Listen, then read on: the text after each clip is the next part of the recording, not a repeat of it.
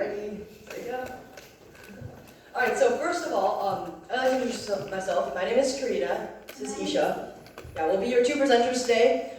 We are from the Quarry Lane Inventeam from Dublin, California. Do you have any other Californians out there?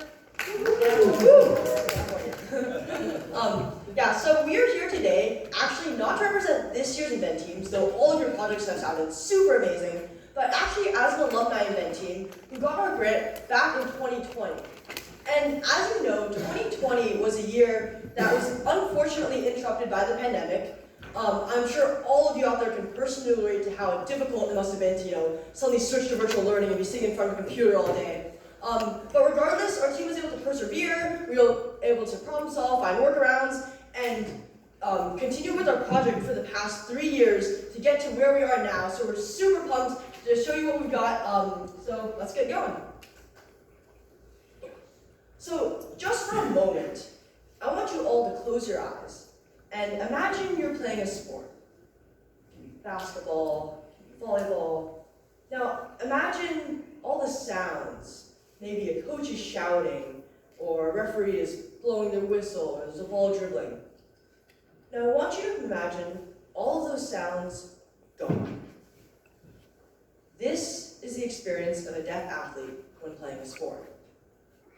And this is a challenge that our invention seeks to solve. Now, hearing impairment isn't necessarily a detriment to athletic ability. People with hearing impairments can play perfectly fine, but it can cause other interruptions to the game, such as if the referee blows a whistle and the player doesn't hear it, then they might keep playing, and they'll lose time to set up their next play. Or, a coach might be trying to shout like a play or a strategy, and the players might not notice. So, in order to solve those delays, we created a solution. So what was our solution? Our solution was to alert hearing impaired athletes through their sense of touch, namely haptic cues.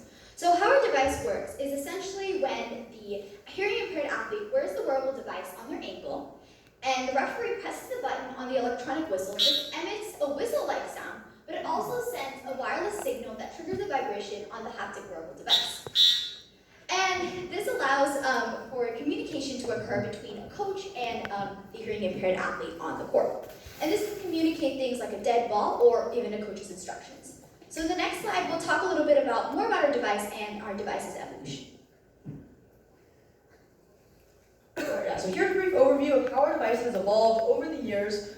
Starting on the left, you can see we started off just experimenting with a variety of ideas, more of a proof of concept, if you will.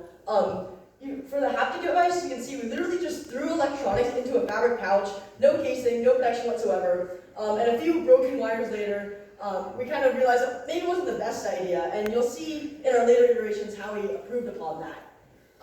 And as for the trigger device, we did actually put this one in a casing, but you can kind of see it's just like a bunch of acrylic panels glued together, and you can imagine how uncomfortable that might be for the referee to hold. There's a lot of sharp edges, there's some corners. Look at it, it's like longer than the first generation of iPhones.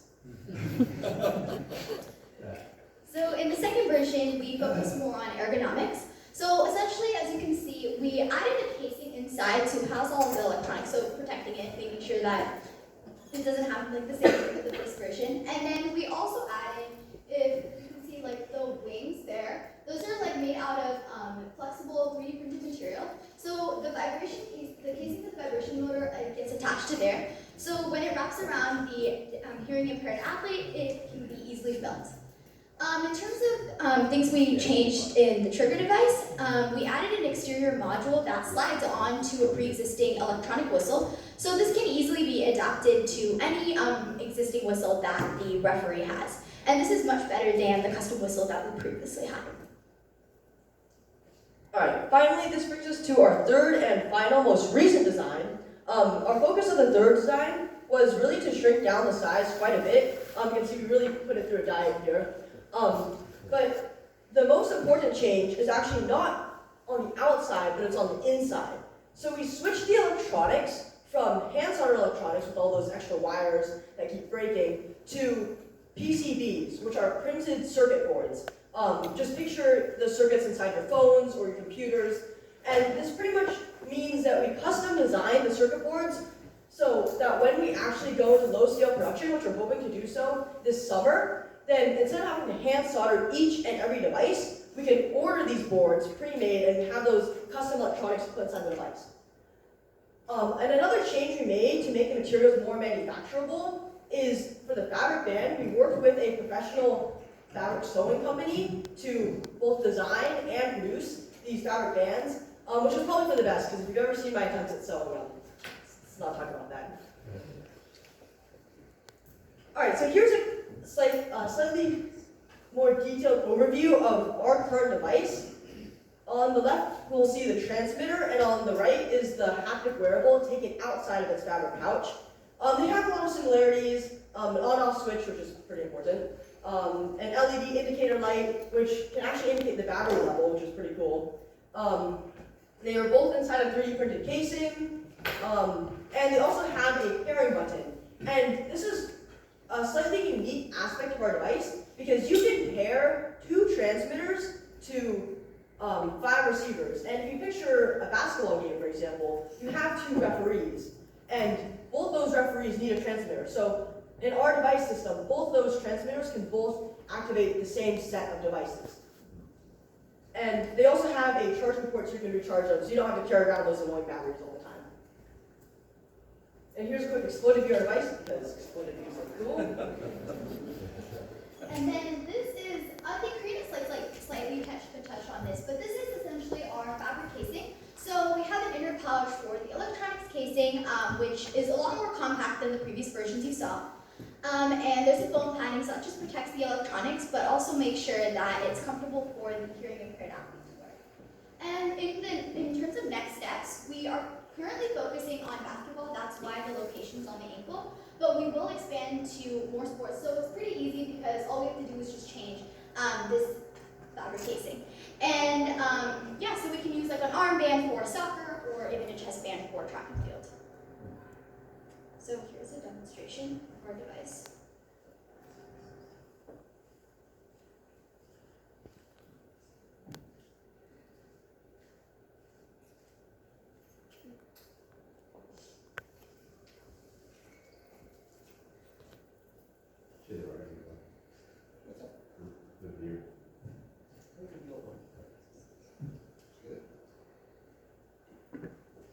Essentially, the video just shows like the pairing of our device and then how it works. So kind of like what we've explained before, but hopefully it works.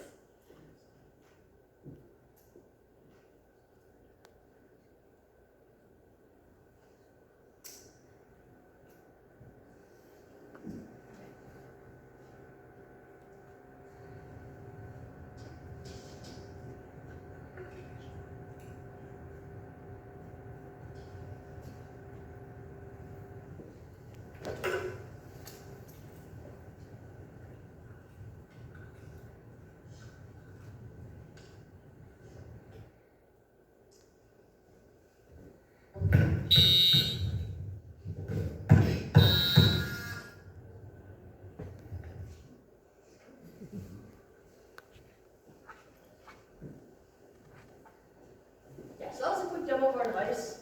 And if you want to learn more or even try on the device, just stop by our booth there. So a little bit about the sustainability overview of our device, and like why our device is sustainable. So we use additive manufacturing techniques like 3D printing, and which saves a lot more material. We've worked with small businesses, like for example, the fabric manufacturing company we work with currently. We're using rechargeable LiPo batteries, so this is better than like the replaceable batteries instead. And then it's also overall long lasting. So our fabric band is washable and it can easily be replaced because it's separate from the electronics itself. And overall, our device is really small, so it uses really less material. And our first user testing that we did was back in 2021. So we worked with an athlete affiliated with one of our outreach partners, DefCamp Pacifica. And we practiced on one-on-one with him, and he was able to give us feedback about our device, the location of our device, and we did 2 runs, one with and without the device. And we were able to see drastically how much our device was able to improve the reaction time. But still, regardless, he beat us twice. All right, and this brings us to our second user testing, which was with the Quarry Lane girls varsity basketball team. And having more players on the court allowed us to test the device in more of a game-like situation. So we were able to get some scrimmages going and test both the device's endurance and the team's endurance. But we got three main important pieces of feedback from this testing. The first one was that we were able to test the device's effectiveness, like how easily are you able to notice the vibration. Because it is different when you're just standing there wearing it versus sprinting down the court on a fast break. The second piece of feedback we were able to get was information on the durability of the device. So I'm sure if you play a sport, you know there's a lot of rough and tumble, there's a lot of contact. So we were able to confirm that the device was able to stay intact and also not be a safety hazard. And the third piece of advice we got was on the comfort and ergonomics of the device, and also making sure that it stays securely to the player's ankle. And we are thankful to report that there were no cases of the device flying off someone's ankle. The only flying projectiles were the basketballs. But yeah, overall, the feedback was overwhelmingly positive, and it gave us confidence for our next milestone, which was our partnership with the National Federation of State High School Associations. And NFHS for short, because it's kind of a handful to say. But in case you haven't heard of them, they are the group that regulates the rules and gameplay for high school sports across the entire nation. And we were able to get in contact with Davis Whitfield, who heads the Special Olympics in North America. And this summer, we're planning to get feedback from him about our device, how to make it comply to game standards. And in the future, we're hoping to use this to implement the device from top down and kind of use NFHS's resources to help implement this device in all the organizations, leagues, and schools that need it. So a long-term goal of our team has been to file for the non-provisional or utility patent. So we filed for the provisional patent back in August, and we have currently just very recently filed for the non-provisional utility patent. So if you all have any questions about this process, because I know a lot of you are going through a similar process, you can stop by our booth later, and we are happy to share our experiences and answer any of the questions you have. So throughout our process, we have stressed the importance of community engagement because we want to work not just for the user, but with the users. So our two outreach partners, California Schools for the Deaf and Deaf Camp Pacifica, have constantly been a source of guidance and giving us feedback throughout our entire process. They helped us decide between using a visual or haptic device and helping us finalize the location for our device that would be best for basketball. We've also worked with NFHS through our partnership, different sports officials, as well as patent attorneys to have a seamless process with filing the utility patent. And hopefully you know a little bit more about our device, but essentially the intended beneficiary is like sports leagues, sports teams, or anyone that has any hearing impairments. All right, and lastly, we'd just like to end off with a couple of acknowledgments. First of all, to the Lemelson-MIT program for giving us this opportunity first in 2020 and now. We're really grateful. If not for you, then we would not have even begun this journey. And also to Mr. Ong, who has been our mentor for the past 3 years and longer.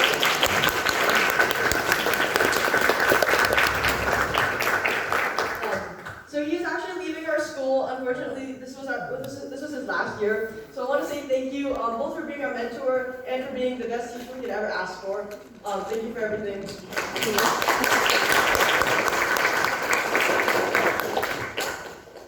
And also thank you to our outreach partners, Deaf Camp Pacifica, California School for the Deaf, and Referral Enterprises, who have helped us with manufacturing. Of course, all of our families for the love, support, and money for plane tickets. Thank you for everything. And as someone who's been on this team since the very beginning, I just want to say, for putting like so many hours and late nights into this project, I can't put to words how much it means to me to finally be here in Boston. I'm sure I'm speaking on behalf of the team when I say this. So thank you again for being here, and hope to see you at our booth later.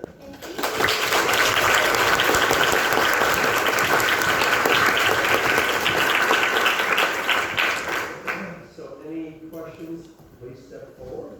A few questions, and then we'll touch around. Hello. Sorry if I don't understand this, but what's the use for the beeping noise that the machine makes?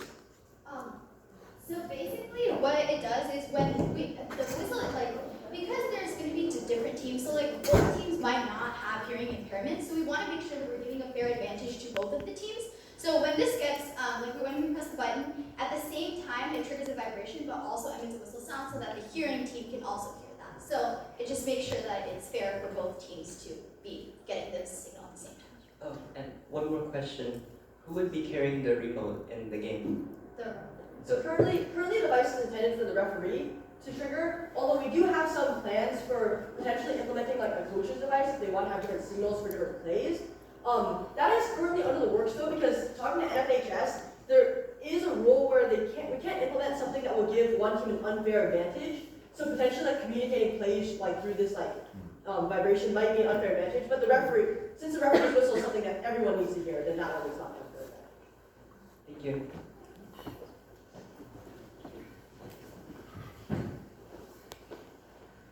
What will be the cost of the device? So currently the cost of the device is, okay, so because of all the materials and stuff we're using, our estimated cost is like $50. And usually we buy it in bulk because this technically is like incorporated with the pre-existing electronic whistle. So that's why. So he doesn't say. And yeah, we're also working out with NFHS because if we can get some funding, then we're even thinking of like implementing it in some organizations for free, if we can get approved by the NFHS, then they might be the ones to supply it to the referees. That's what we're working. Thank you.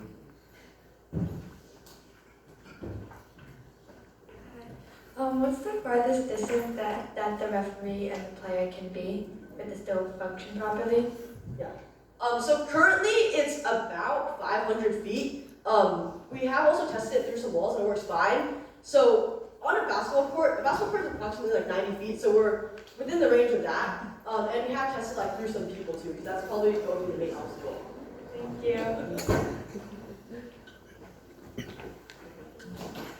A couple questions. First of all, like currently deaf sports or deaf basketball, what do they use?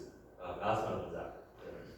Currently, that's kind of why we developed a device, because when we were talking to our partners, they said like there's not really anything that has been used. Like there are like pyramids and things, but like specifically to help for this, because there's a lot of regulations in sports. That's why we developed our device, which fits with those regulations and makes sure that you can actually like treat.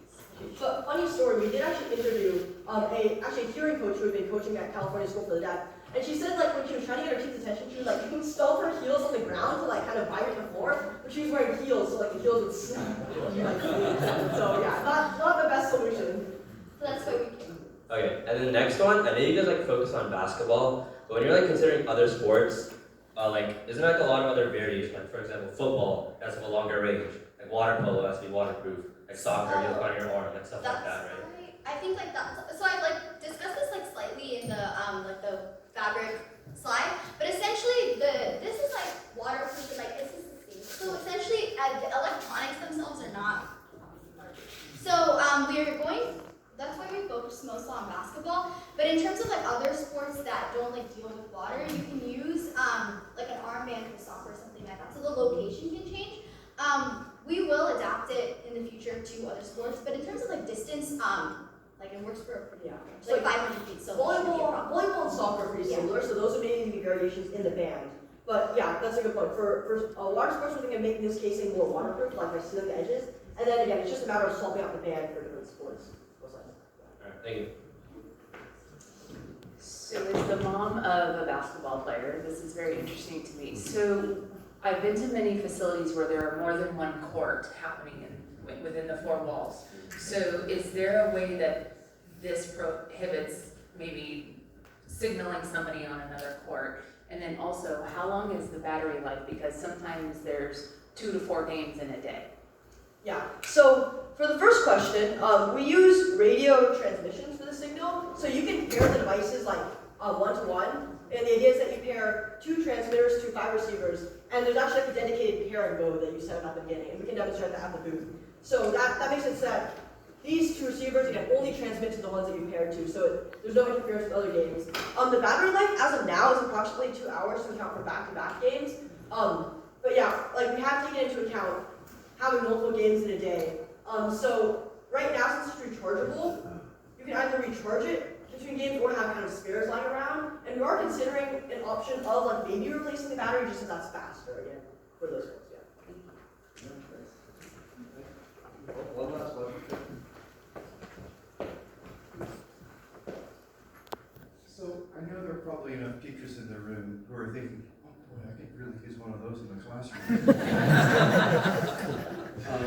So which brings me to the question of outside of sports, other applications that you might adapt where this might be useful, and also how something like that sometimes can be influential in how you structure a utility map.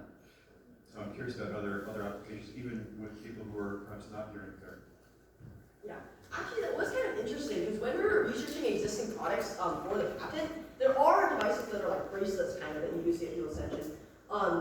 And something one of our outreach partners brought up in an interview. Yeah, that what's it called?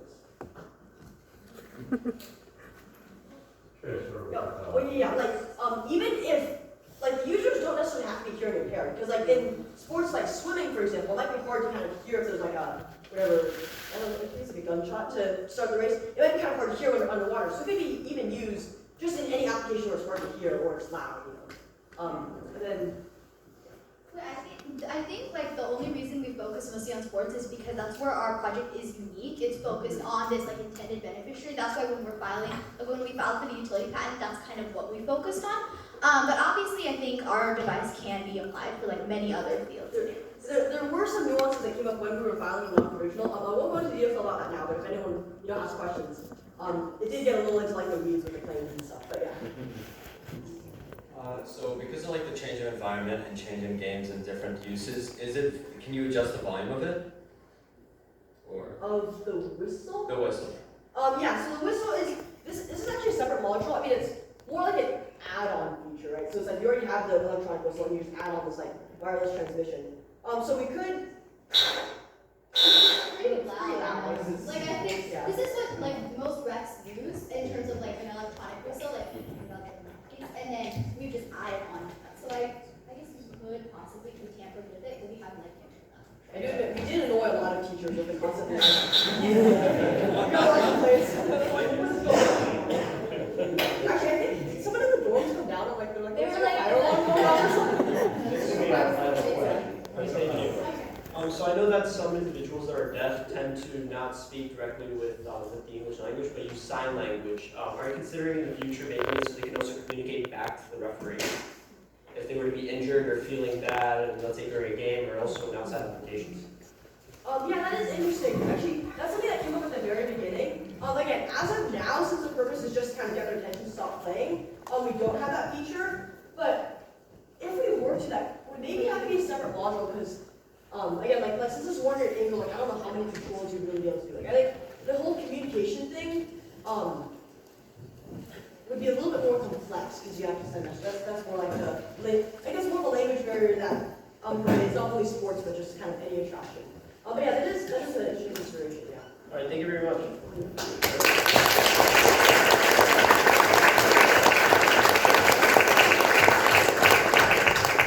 All right, so I didn't lie to you. Room 155 is the best group of interactions. Hands down. Nice job, everybody. So, yeah.